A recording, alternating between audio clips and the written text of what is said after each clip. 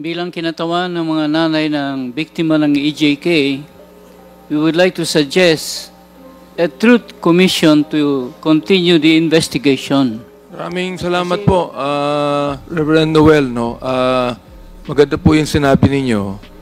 In fact, nung iniimbestigahan po itong sinimulan natin sa Committee on Human Rights, ay napag-usapan na po yung Truth Commission. Ngayon po ito'y inulit ni Congressman Paduano na magkaroon tayo ng super body to actually investigate on this. At ito iniisip na namin, at hayaan nyo, Reverend Noel, pag-uusapan po namin ito ng Quadcom tungkol po sa Truth Commission sapagkat nais po nating ipagpatuloy itong investigasyon na ito sa EJK kahit na po matapos ang kongresong ito. Enzo Recto, kalaban ang katiwalian at kasinungalingan, kakampi sa katotohanan at kabutihan.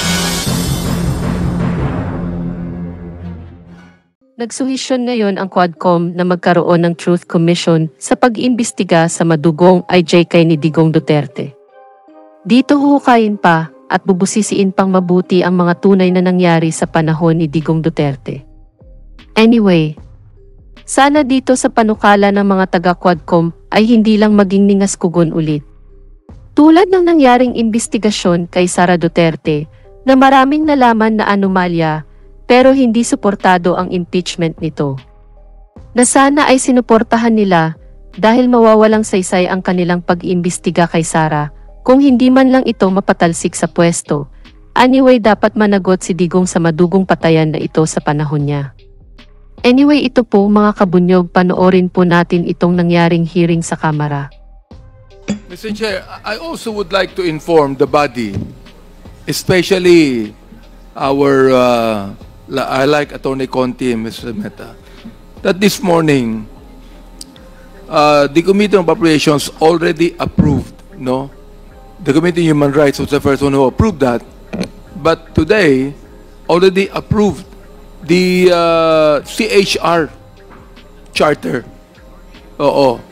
Now, Mr. Chair, I think that there should not only be a review of these cases, there ought to be a reinvestigation of these cases, Mr. Chair.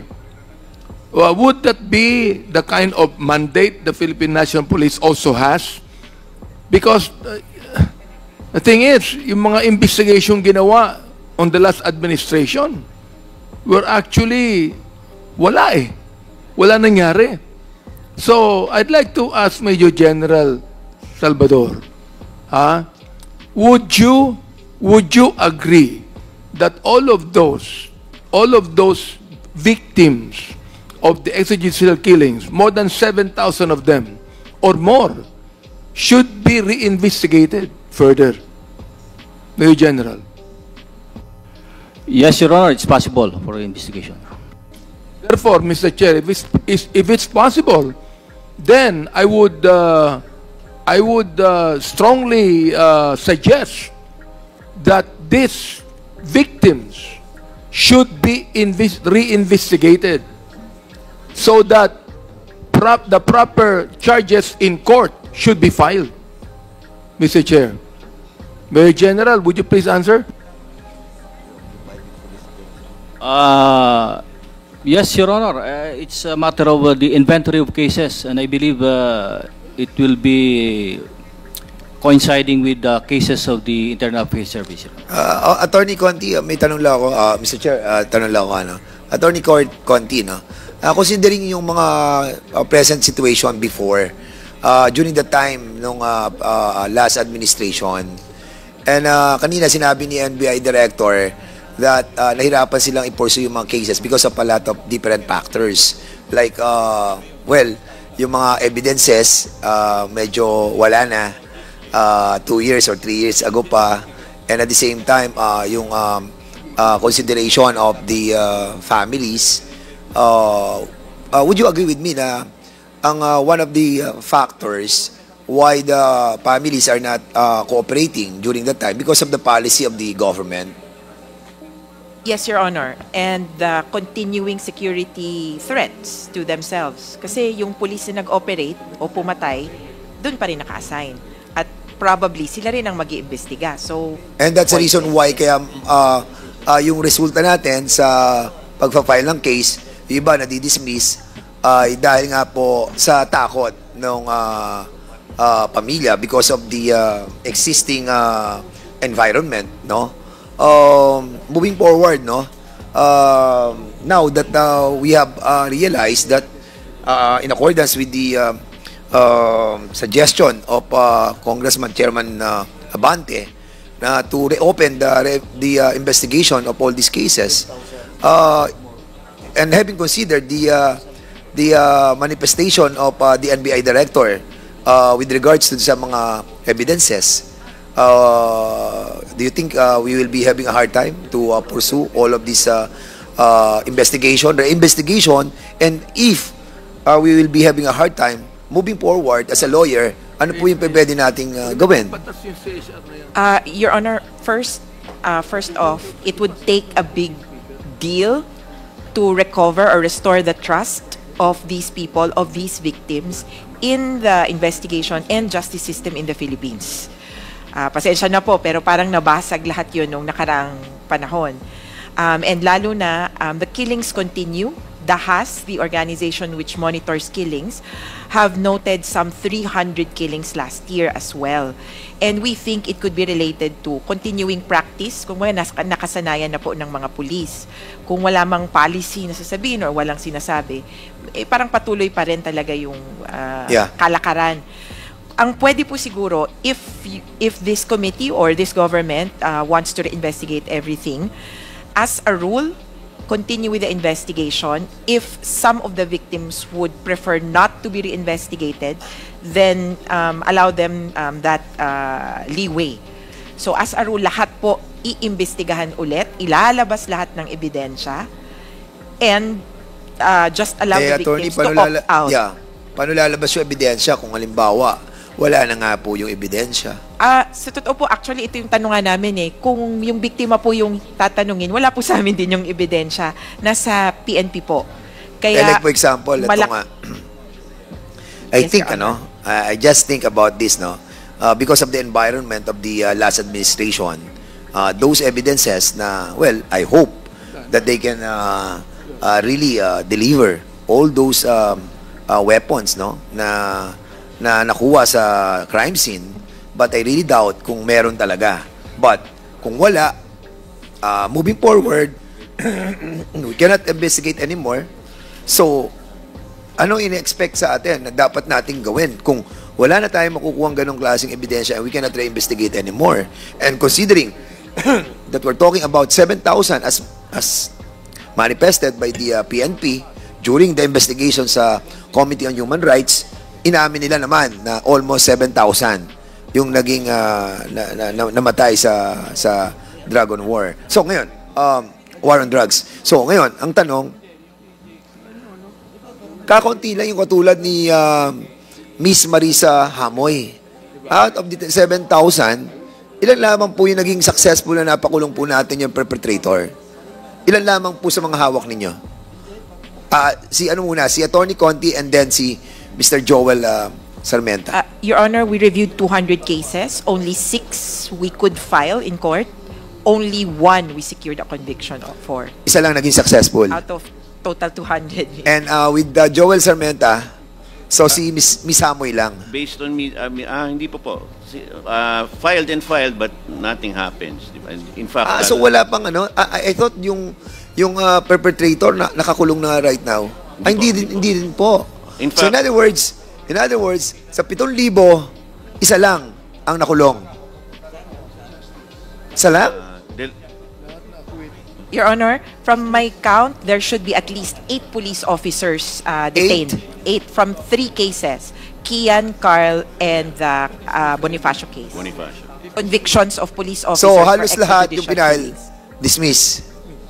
Yes, Your Honor, unfortunately. So out of the 7,000, ilan yung na-dismiss? If at all, kung may na-file. Actually, at one count in 2018, Your Honor, we were talking among ourselves, yung mga lawyers po. A handful of cases lang ang na-file namin between NUPL, FLAG, Ideals, some law groups. And even NBI and PAO, binilang na po namin, ang bilang namin 18 to 20 cases ang nakasampa na parang offensive, counter-offensive, kaso patungkol dun sa pagpatay. Yung iba pong kasong tinutukoy, kunyari, kaso na kinaso dun sa pinatay or nakasurvive. Do you really, sige, Mr. Joel Sarmenta. Sorry, sir. Chair, and I'd like to note, yung Bonifacio case is only this 2024, mid-2024. So it's very recent. There's also the phenomenon of the Bertes case where the guilty policeman is now incarcerated for a different shooting. And in fact, the RTC of Pasay still has to be really pushed to reopen that case and really start prosecuting him. I hope you guys know na hindi tayo mawala ng pag-asa, no? The reason why I'm trying to tell this is because of the reality. Na katulad na sinabi ni NBI Director na talagang pag wala na ebidensya, it's hard to re-investigate. And having said that, 2025 na po ngayon. And ang sinasabi po ni NBI Director, years back pa. And the more na magiging much more impossible to recover all those evidences. But mahirap naman pong bitawan na yung mga pamilya ng biktima. So we have to hang on and try to move forward and try to somehow yung re-investigation, the best effort that we can do. Siguro, Mr. Chairman, medyo nasadin ako ngayon. Hindi na sana ako magtatanong. Pero parang naisip ko, out of the 7,000, ilan ba talagang naging successful? So ngayon, parang lumalabas na isa o dalawa lamang. Talagang nakakalungkot na yan. Talagang medyo this government, the present government, must do something to give justice to those families sa biktima. Yun lamang po, Mr. Chairman. At harinawa ay magkaroon talaga ng resolve ang ating pong national government, no? Especially the DOJ and the Office of the President. Mr. Chair. Mr. Chair. Okay.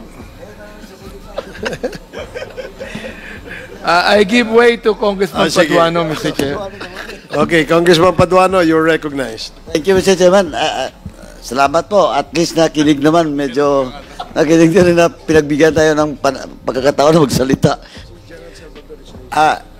Jen, before you recognize Chairman, General Salvador, Mr. Chairman, ganito lang po. I've heard about this statement coming from Mr. Sarmenta. Sir, you mentioned about the representation of our country through the former DOJ Secretary on the International Human Rights Conference during the time. Being represented by Human Rights. If I'm UN Human Rights in Geneva, which was represented by the then DOJ Secretary Guevara, di ba? Medyo makalimutin na kasi itong si Chairman Abante siguro. But as far as I remember, in the first hearing of EJK in his Committee on Human Rights, it was mentioned by then DOJ Secretary Guevara about that conference, and he mentioned also that upon arrival during the time, he submitted a confidential report with regards to it, no, to the Office of the President through ES, Executive Secretary. Now, as far as I remember during the time when I asked him about the document, a confidential document, I directly asked him if the committee or the Congress can ask the Executive Department to give us a copy of that confidential. Now, sabi niya, of course, the Office of the President through the ES will invoke executive privilege, etc., etc. But sabi ko nga sa kanya, what if? Kasi that report and those incidents in that report happens in the previous administration, and if the Office of the President through the ES will waive its right with regard to executive privilege, pwede po. Sabi niya, pwede. Kaya, Mr. Chairman, pwedeng balikan natin yung Quadcom. We once again, well, in fact, I move for it during that hearing that to the chair that we will write a letter to the Office of the President, to the ES, for us to give us the copy about that confidential report. Kasi mahalaga po yun. That's number one, Mr. Chairman.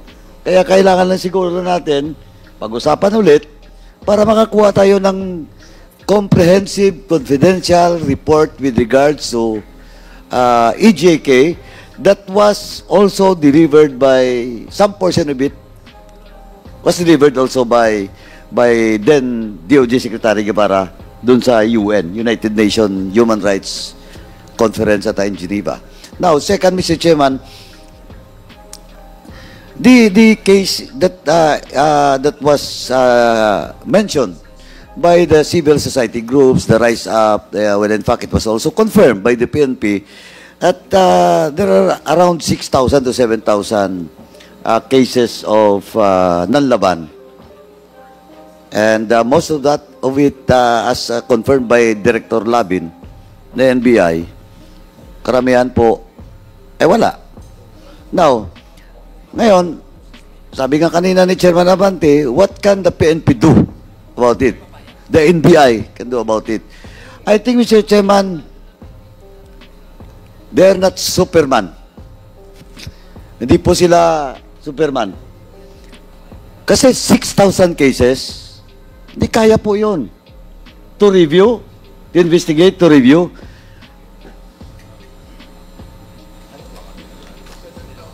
Yes, sabi natin 7,000. Kahit sabi ko nga kanina kay Chairman Barbers, kahit 2,000 o 3,000 na lang. Abutin lang po to be honest and candid about it. Abutin lang po ng next at patapos ang administrasyon na hindi po ito matatapos. Sa totoo lang po. Because we also don't want, PNP is involved in this. Nanlaban. Then you give the PNP the responsibility to review it. Wala. Sigurado yun. Diba? At the same time, we will also do not want the organization of the PNP will focus on this. Marami pa po silang trabaho. Now, ganon din pong NBI. Pag binigay mo to yung 7,000 sa NBI, wala.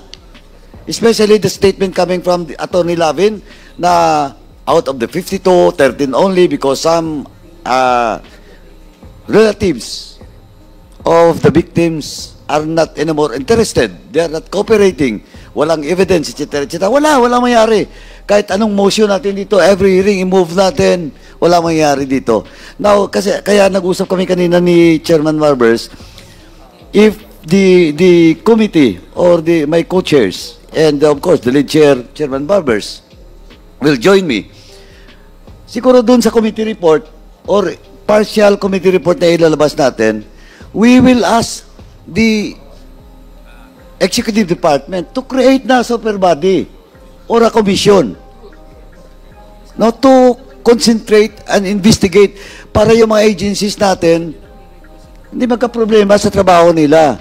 Siguro may representative kami from the PNP doon sa commission na yon, pero dapat ito this will result for a very fair, honest, and truthful result. Doon po sa sinasabi nating mga 7,000 cases of nanlaban. Para at least magiging yung question of result, possible result of this, kaysa bawat hearing natin, kukwestyunin natin police, kukwestyunin natin ang ganito, tapos magbo-move tayo, invite si ganito, wala rin. Di ba? Kaya I suggest, Mr. Chairman, and to the members of this committee that siguro pwede tayong gumawa ng partial committee report with regards to EJK once again, and we will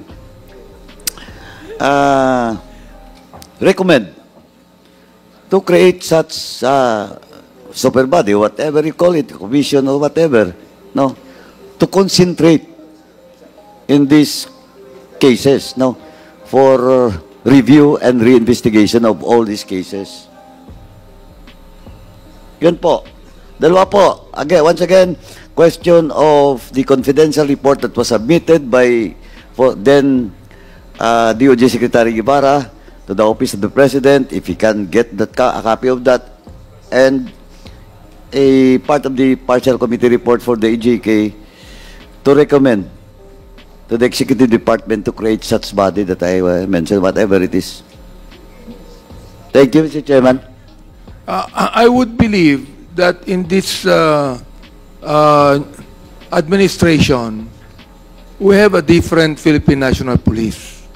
Am I right, Major General Salvador? Yes, Your Honor. And therefore, if we have a different Philippine National Police, I'd like to really strongly suggest that another motu proprio investigation should be conducted, no, and reopened with about 7,640 that died in police operations during the time of the former administration. Tulad po ng sinabi ni Congressman Dan Fernandez kanina, huwag kayo mawala ng pag-asa.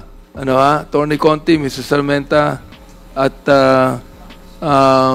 Ma'am Fortune, lahat po kayo, na ipagpapatuloy po namin ito. In fact, election year po ngayon eh. Kaya napakahirap po sa amin, no? We are being attacked left and right. And we are in the middle of the campaign.